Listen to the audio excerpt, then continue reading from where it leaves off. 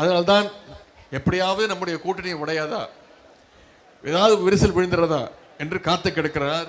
ஆனால் கண்டிப்பாக நம்முடைய தலைவர் அவர்கள் எப்படி கடந்த 7 தேர்தலில் ஒரு வெற்றி கூட்டணி அமைச்சாரோ, கண்டிப்பாக இந்த முறையும் தமிழ்நாட்டு மக்கள் ஏற்றுக்கொள்ளக்கூடிய கண்டிப்பான ஒரு வெற்றி கூட்டணியை, மதச்சார்பற்ற முற்போக்கு கூட்டணியை நம்முடைய தலைவர் அவர்கள் அமைப்பார்கள்.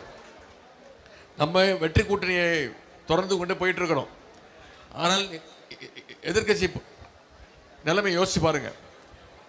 ஒரு 3 நாட்களுக்கு முன்பு அண்ணா திராவிட முன்னேற்ற கழகத்துடைய பொருளாளர் அண்ணன் திண்டுக்கல் சீனிவாசன் அவர்கள் பொதுக்கூட்டத்திலே பேசுறார். என்ன சொல்றாரு? கூட்டணி கூப்பிடுறப்பா, ஆனால் ஒருத்தன் 200 கோடி கேட்குறான், 20 சீட்டு கேட்குறான், இப்படின்னு பேரம் பேசிக்கிட்டு இருக்க கூட்டணி தான் நம்மளுக்கு எதிர்க்க இருக்கக்கூடிய கூட்டணி. ஆனால் நம்முடைய கூட்டணி திமுக தலைமையிலான கூட்டணி வெற்றி கூட்டணி, கொள்கை கூட்டணி, அது எப்பவுமே மக்கள் ஏற்றுக்கொள்ளக்கூடிய கூட்டணி.